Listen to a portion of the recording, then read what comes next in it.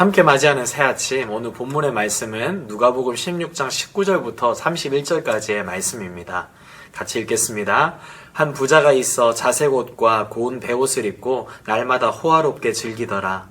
그런데 나사로라 이름하는 한 거지가 헌데투성이로 그의 대문 앞에 버려진 채 그 부자의 상에서 떨어지는 것으로 배불리려 하매 심지어 개들이 와서 그 헌데를 핥더라.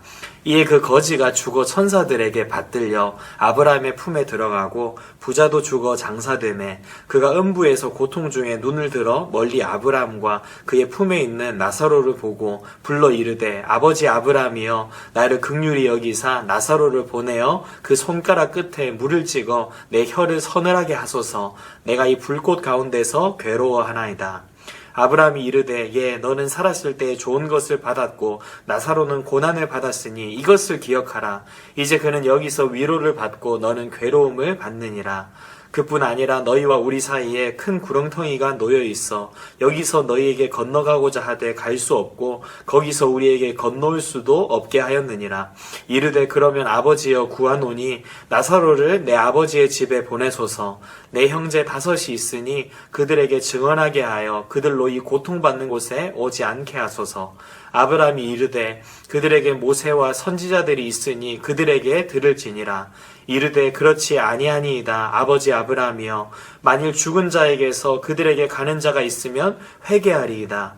이르되 모세와 선지자들에게 듣지 아니하면 비록 죽은 자 가운데서 살아나는 자가 있을지라도 고난을 받지 아니하리라 하였다 하시니라. 아멘. 오늘 본문의 비유는 부자와 거지 나사로의 비유예요. 사복음서 중에서 유일하게 누가복음에만 기록되고 있는 비유이기도 한데요. 먼저 이 비유에 등장하고 있는 부자는 누구를 가리키는 것일까요? 말씀의 배경을 먼저 보자면 예수님께서는 이 바로 앞단락에서 불의한 청지기의 비유로 교훈을 베푸셨어요. 그리고 그 비유의 결론으로 집 하인이 두 주인을 섬길 수 없는 것처럼 너희가 하나님과 재물을 겸하여 섬길 수 없다. 그렇게 말씀을 하셨어요. 그런데 바로 그때 어떤 일이 있었는가? 14절 말씀을 보면 바리새인들은 돈을 좋아하는 자들이라 이 모든 것을 듣고 비웃거늘. 예수님의 교훈을 듣고 바리새인들이 비웃었다고 그렇게 말씀하고 있죠. 그리고 그 상황에 연이어서 예수님께서는 부자와 거지 나사로의 비유를 통해 그들에게 말씀하신 것인데, 즉 이 비유에 등장하고 있는 부자는 바로 바리새인과 같이 돈을 좋아하는 사람, 돈을 사랑하는 사람, 좀 더 정확히 표현하자면 세상 살면서 하나님을 섬기는 것이 아니라 돈을 섬기는 사람을 가리키는 것입니다. 비유에 등장하고 있는 부자를 살펴보면 먼저 이 부자는 넓고 좋은 집에 살았죠. 그리고 대단히 좋은 옷을 입고 살았습니다. 19절 언급에 따르면 자색 옷 그리고 고운 베옷을 입고 살았다고 기록이 되어 있는데, 이 자색 옷이라고 하는 것은 귀족들이 입는 옷이에요. 그리고 가는 베옷이라는 것, 이것은 부자들이나 입을 수 있는 아주 고급진 옷이었어요. 이렇게 좋은 거 입고 살았고 좋은 집에 살고 있었고 이 부자는 좋은 것을 먹고 살았어요.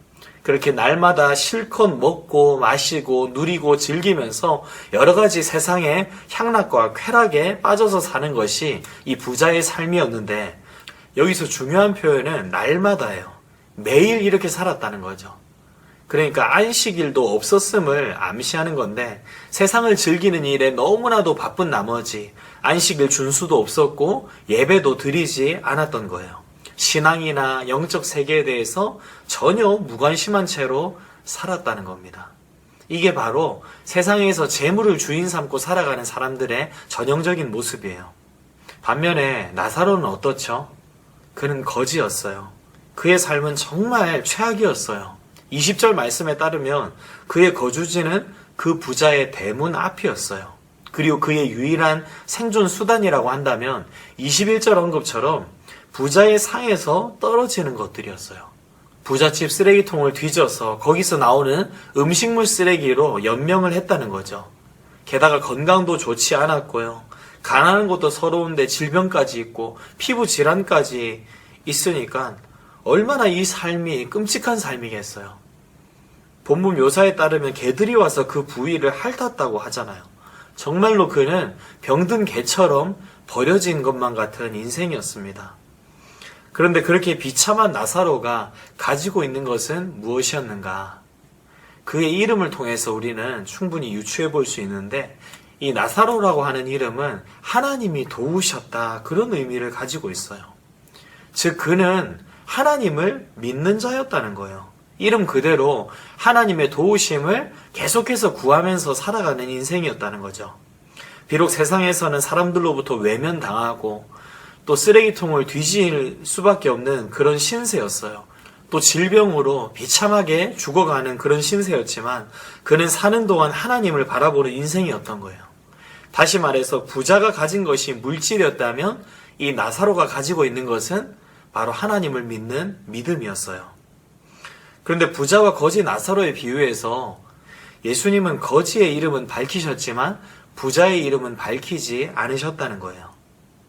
여기에 우리가 의미를 부여해보자면 이 세상에서 아무리 부자이고 유명해도 하나님을 섬기지 않고 돈을 주인으로 섬기면서 살아가는 인생이라면 그 인생은 하나님 앞에 이름도 없는 존재에 불과하다는 거예요. 세상에서 꽤나 돈 있고 유명하고 또한 여러 가지 권력으로 의시됐다 할지라도 결국 그 인생은 하나님 앞에서는 별 볼 일 없는 인생이라는 거죠.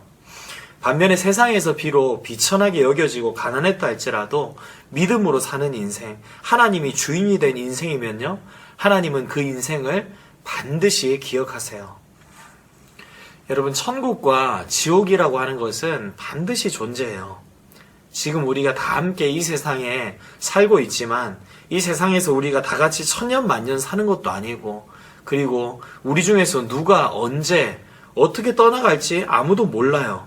그리고 떠나는 날에 우리 모두가 맞이할 수 있는 장소가 있는데 그게 바로 천국 또는 지옥입니다. 부자의 입장에서 이 세상에 얼마나 오래도록 살고 싶었을까요? 이 세상의 부귀 영화 계속 누리면서 영원토록 살고 싶었을 거예요. 그러나 죽음이 찾아왔고요. 이 죽음은 거지 나사로에게만 찾아온 것이 아니라 부자에게도 찾아왔어요. 물론 헐벗고 굶주리고 병들어 죽어가고 있었던 그 나사로가 이 부자보다는 먼저 죽었겠죠. 그러나 곧 이어서 잘 입고 잘 먹고 정말 건강하게 천년 만년 살 것처럼 보였던 그 부자에게도 죽음은 찾아왔다는 거예요. 히브리서 9장 27절 말씀 그대로입니다.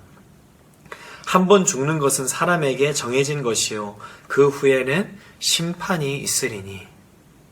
이 부자의 죽음은요, 거지 나사로의 죽음과는 분명 달랐을 거예요.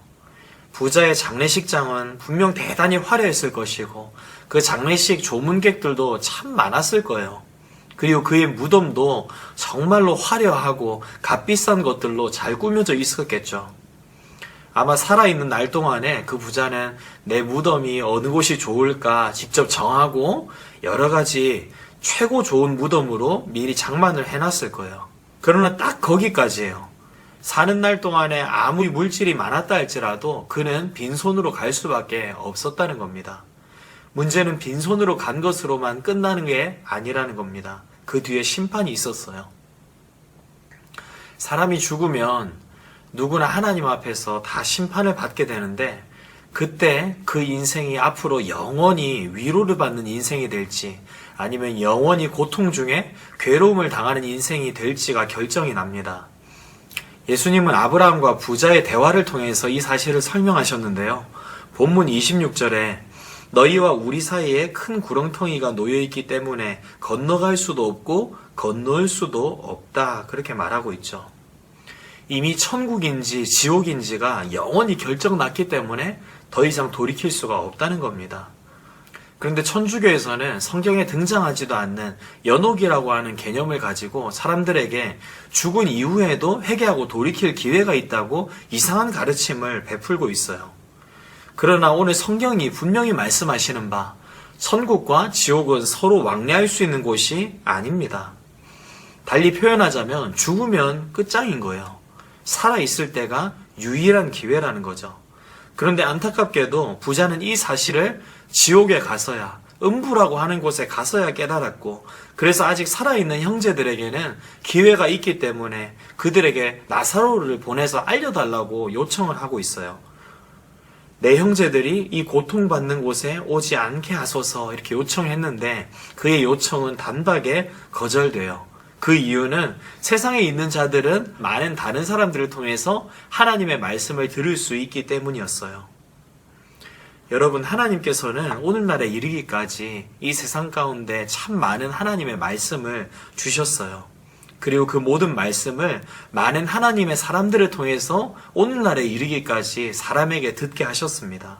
구약의 모세도 그 한 사람이었고 그 이외에도 여러 선지자들, 당신의 아들 예수님을 통해서도, 그리고 오늘날에 이르기까지 많은 전도자들을 통해서도 듣게 하셨어요.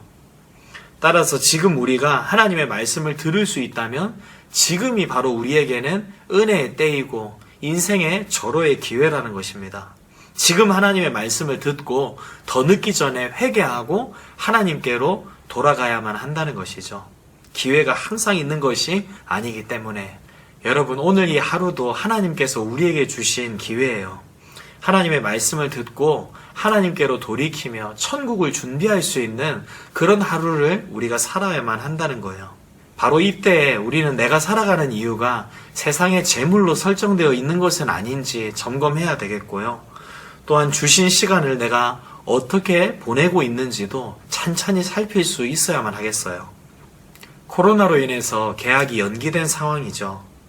바로 이때 공부함의 목적이 무엇인지 하나님 앞에서 곰곰이 잘 생각하며 정리할 수 있는 여러분들 되기를 바랍니다. 뿐만 아니라 돈을 사용함에 있어서도, 내게 주어진 시간을 사용함에 있어서도 하나님 앞에서 정말로 더 알차고 가치 있는 것이 될 수 있도록 남은 기간 가운데 잘 정비하실 수 있기를 간절히 소망합니다.